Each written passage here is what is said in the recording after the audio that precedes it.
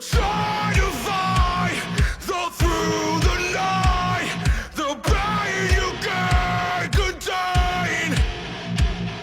Hello everyone, welcome to another episode of Oughta Know, where I introduce you to bands that you should definitely have on your radar. Today's guest is Nestor Idler from the band Nova Omega out of Asheville, North Carolina. How are you doing, Nestor? I'm doing great. Thank you for having me on tonight, man. I appreciate it. Awesome. So let's get this started. Why don't you go ahead and tell us a little bit about yourself and about the band, and how did you guys get started? Maybe even how did the name happen, etc. Okay. So about myself, I've been in the music scene since I was like about 14 years old. I've been blessed to be able to experience being in different states with different bands. I've played anywhere from Virginia to Florida to California to now North Carolina. This band came about a year ago. Actually, I responded to an ad on Craigslist, like, every band starts. And, I met up with the guitar players, and we kind of clicked it. We clicked it right on the spot. It was actually pretty good, and we started jamming. We started coming up with songs right off the spot. Like I said, it's been since November of last year. But we've had quite a few member changes throughout, the time, because it happens. It's like a relationship. We don't want to go into details, but it happens. I know that all too well. Right. So that's that core that we've stayed together with both guitar players and myself, which is the main writing core of the band. But we thankfully gathered enough people, talented people, to back us up and help us create what Nova Omega is today. The name, since you asked about the name, it was very hard to come up with. It's actually based on Latin. It means new. It means like actual, like, infinite beginnings. Okay. Nova is the word for new. Cool. And then Omega is infinite. Yeah. So it's kind of like an infinite beginning. So that's what we kind of based it out of. We had names in the past, just like every other band that oh, this name's cool, but like 5 other bands had it. So, we had to come up with something outside the box. And it works. I mean, it sounds cool.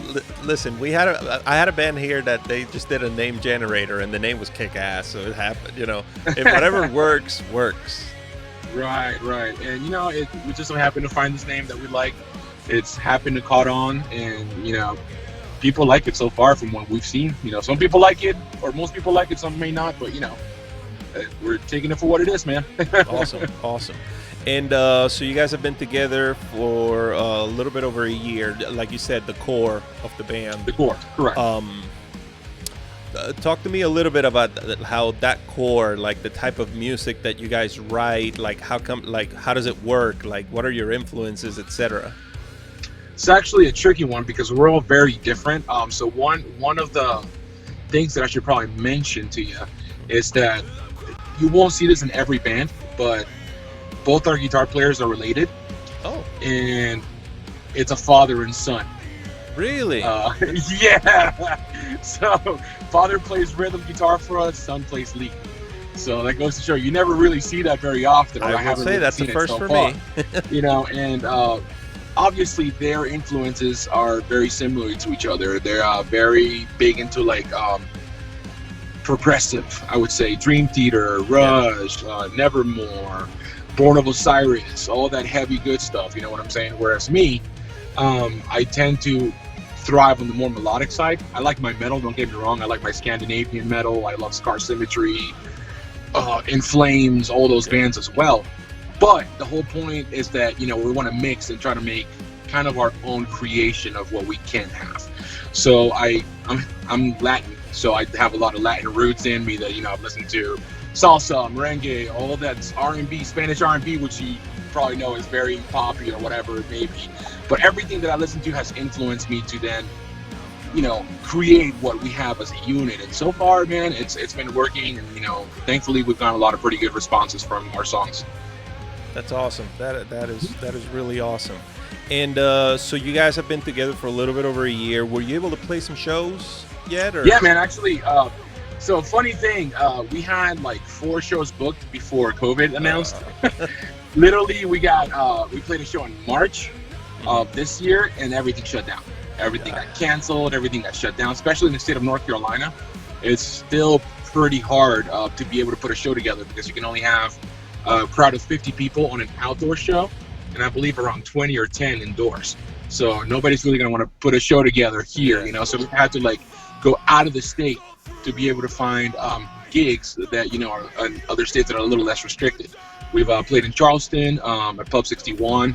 Shout out to Sean Kerr with the Heavy Metal Collective, who's doing a great thing for bands out in South Carolina. Also, we played recently Raven Fest, which was a festival in Lancaster, South Carolina, created by this band called Drowned Out, which you should check out too. They're an awesome punk band. It was a great 2-day festival. A lot of people actually turned up. It was very, very fun. And then we have a couple more things coming up. We're going back to Charleston because we got to drive 4 hours to be able to play one show. Yeah. And, you know, man, we got a couple things coming up. Next year is definitely looking really good. A couple festivals, you know, that we're trying to book. So, you know, we're going little by little, man. We're chugging along. Yeah, I mean, that kind of leads into my next question because, like you mentioned, you know, you guys had some shows booked and then COVID came up and said, nope. So, I guess like, you know, let's talk a little bit about that. It's like, how are you guys handling the situation with COVID? Like, how are you able to like stay how are you guys rehearsing? Are you guys recording? Yes. What are you doing? Yes. So basically what we're doing, our train of thought is to stay proactive. So if we can't get out there and play shows, why not spend the time making music? Why not spend the time talking to people? Why not spend the time making videos and all the sorts? So it's just about how you want to, you know, use your downtime. So if you really are trying to get out there and get yourself heard, you're going to be working on new things. You're going to be working on, you know, talking to the people, because that's how you get your word out there, you know. So we're trying to put out as much music as we can. We're supposed to be going back into the studio late January. So right now we're just kind of like, we're just keeping busy, you know. Like if you just let things go and you don't rehearse, you don't do anything, I mean, things are just going to slowly die down. And music is a passion for most musicians. You know, this is something that it's a release for all of us. And, you know, being cooped up in a house or not being able to see your friends or not being able to, like, you know, practice, to me is like a big outlet. Yeah. You know, that's how I don't, like, you know, flip out on life. Yeah, you know, man. so it's a big release, so you have to try to do whatever you can, man. I remember that, like just having the, you know, the worst day at work and just driving straight to practice and just cranking that amp, and just the first strum is like, all right, I'm good. Right, dude, it's a relief. From that moment forward, everything that happened throughout the day is like, it's all good. Right, man. It helps you. Like some people, you know, some people go work out. Some people like to go watch a movie. I like to go and play some guitar or sing. Yeah. It just helps me, you know, clear my mind. Yep, that is true. That is true. Mm-hmm. So, you kind of talked a little bit about what I wanted to like go into next, as far as like what are your next plans. So let's mix that up a little bit, like plans that you have for the rest of the year and then plans that you have for next year. Can you just like go a little bit deeper into that? Is there more? Absolutely. Than what you said? Absolutely. So we have a show coming up, not this weekend, but next weekend, November the 28th in Charleston, at Pub 61.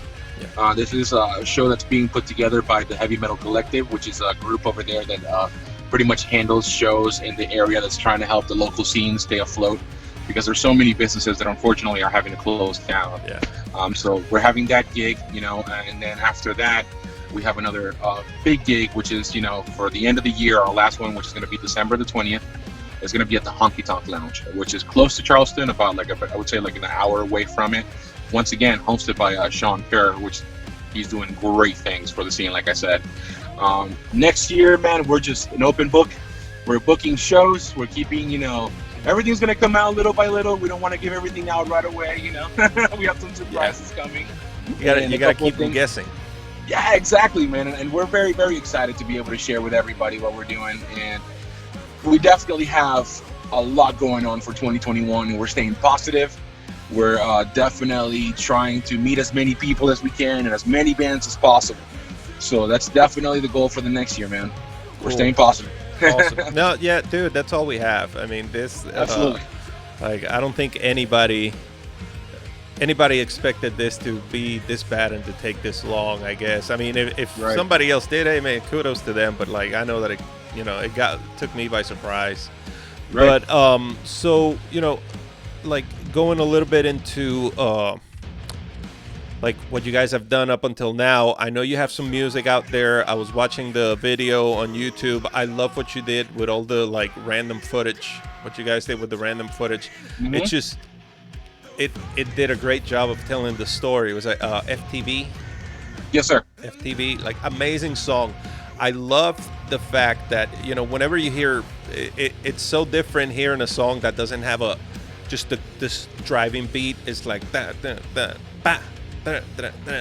like the drums are trying to carry the song instead of the guitars trying to carry the song. It's like, this is fantastic. I love it. And your voice, man, I friggin' love your voice. Absolutely. Thank you. 100%. Like from the moment the song started, it's like, oh, okay.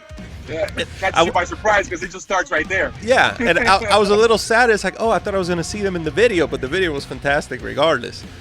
So where else can people find your music? Like I said, I found it on YouTube, and it sounds great, but where else can they find these songs?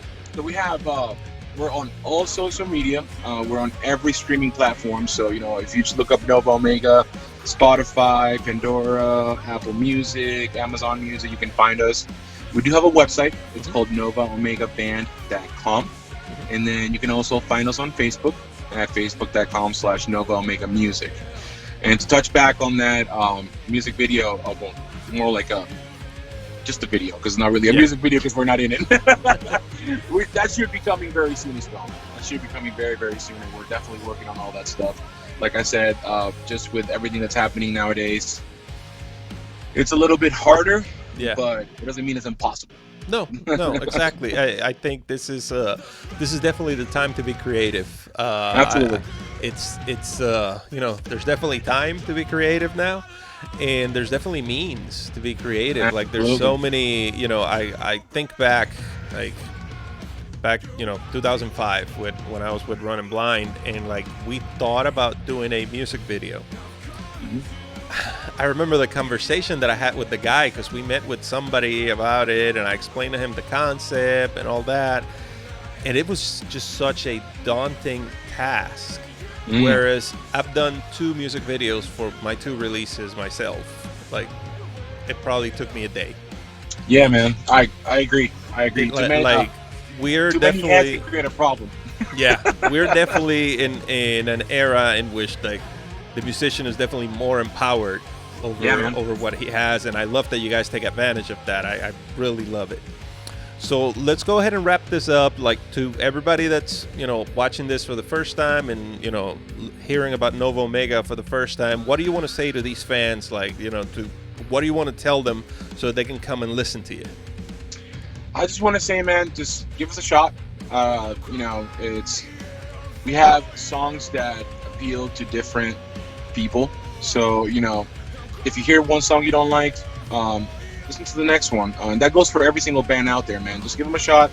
Let's make sure that we support our local scene right now, because if you guys have to know that all these big bands come from somewhere. Yeah. They don't just get signed, you know, at the beginning and then get big. They have to start at the dive bars, at the little venues. So whatever you can do to support, you know, support the bands as much as you can.